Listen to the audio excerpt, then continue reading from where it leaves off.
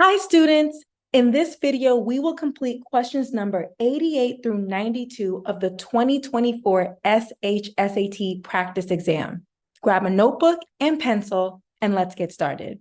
Question number 88. The arrow starts on space P and moves clockwise around the circle. It moves through one space each minute. What space will the arrow point to in 100 minutes? Let's get a feel for the behavior of this problem. We're starting off in space P, and each minute it moves to another sector in the circle. These are called sectors. It's almost like a slice of a pizza pie. So let's see. 1, 2, 3, 4, 5, 6. So it looks like every 6 minutes, the arrow is going to return back to its original position. So let's see how many times 6 goes into 100. 6 into 10 goes 1 time, remainder 4.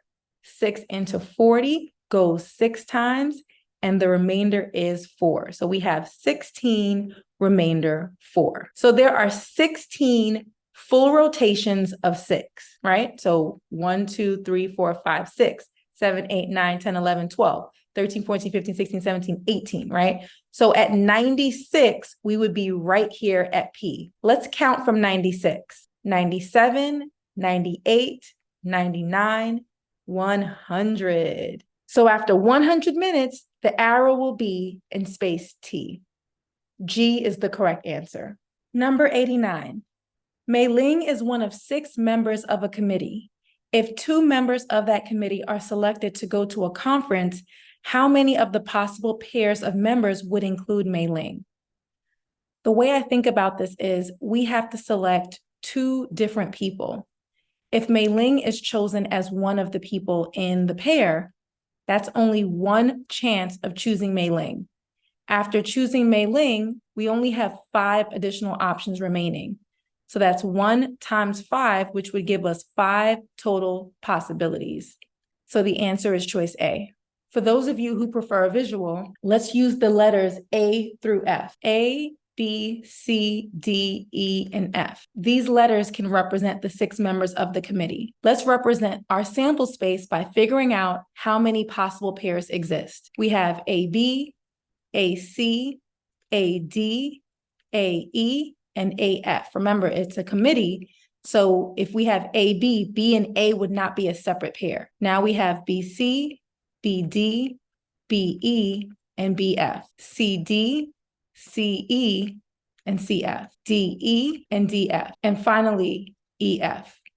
So in total, we have 1, 2, 3, 4, 5, 6, 7, 8, 9, 10, 11, 12, 13, 14, 15 total possibilities. But if you take a look, let's say Mei Ling was represented by A. A is a part of 5 pairs, 1, 2, 3, 4, 5. Or what if Mei Ling was represented by C? We would have AC, that's 1, 2, 3, 4, 5 pairs. What if Mei Ling was F? 1, 2, 3, 4, 5 pairs. It doesn't matter which letter you choose, it's only showing up 5 times. So the correct answer is 5. Number 90. If m equals 5 and t equals -1, what is the value of 6 minus 8 times 2 minus t, in parentheses, all divided by 2m plus 4, open parentheses, times 3 minus m? This is simply a problem that's asking you to evaluate an expression. All that means is we're going to replace the variables with the given values. Let's get started. 6 minus 8 times 2 minus, what is the value of t? T is -1. All divided by 2 times m plus 4 times 3 minus m. What is the value of m? M is 5. So I'm replacing m with 5. Let's simplify. 2 minus -1 becomes 2 plus 1, right? So we have 6 minus 8 times 2 plus 1 is 3. Over 2 times 5 is 10, plus 4 times 3 minus 5 is -2. Then we have 6 minus 24 over 10 minus 8. 6 minus 24 is -18 over 10 minus 8 is 2. And our final answer is -9. So the correct answer is choice E. Be mindful of your signs. When you subtract a negative, it turns to a positive. Or in this case, when you're subtracting a bigger number from a smaller number, it's going to turn into a negative number. I know you guys can do this. Let's continue. Number 91. We have a parallelogram here. It says in the parallelogram above, what is the value of x plus y? Did you remember the 5 properties of a parallelogram? Let's review. These are the 5 main properties of a parallelogram. Opposite sides are congruent. That means line segment QR is equivalent to line segment PS, and line segment PQ is equivalent to line segment RS. Opposite sides are parallel. That means if we extend these sides, they will never intersect, okay? Opposite angles are congruent. That means if angle P is 56, then angle R is also 56. And whatever angle X is, it's equivalent to angle Y. Consecutive angles are supplementary. That means the angles right next to each other will always add up to 180 degrees. So if angle P is 56, guess what? Angle X is going to be its supplement. 56 plus X equals 180. We can subtract 56 on both sides. And let's see what we have. So X is 124 degrees. Now remember what we said in property number 3, opposite angles are congruent. If X is 124, then Y is also 124 degrees. The last property is diagonals bisect each other, but for the purposes of this problem, that's not being tested here.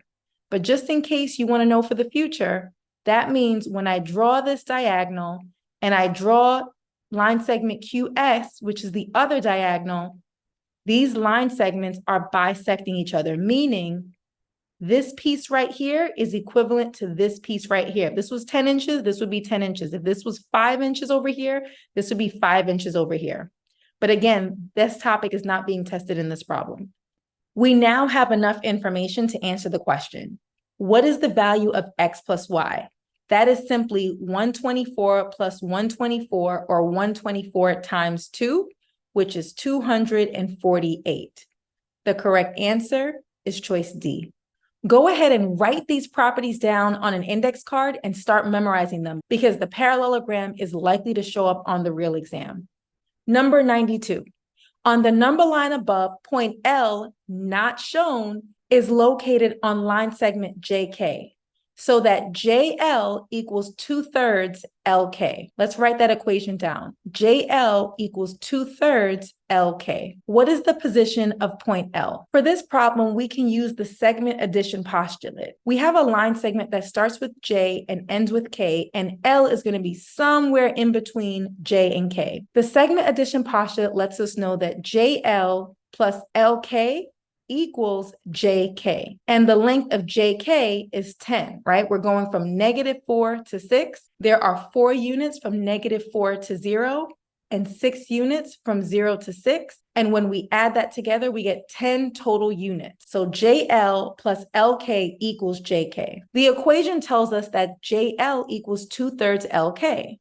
So I can replace JL with 2/3 LK. So 2/3 LK plus LK, which is basically 1 times LK, equals 10. Let's combine. We now have 5/3 LK equals 10. When solving equations with a fractional coefficient, this means the number here is a fraction, we can multiply both sides by the reciprocal. So we will multiply 10 times 3/5. 3's will cancel and the 5's will cancel. We now have LK equals 30/5, or LK equals 6. So we know that this part of the line segment is 6, the distance from point L to point K. And since the entire line segment is 10, this lets us know that 10 minus 6 is 4.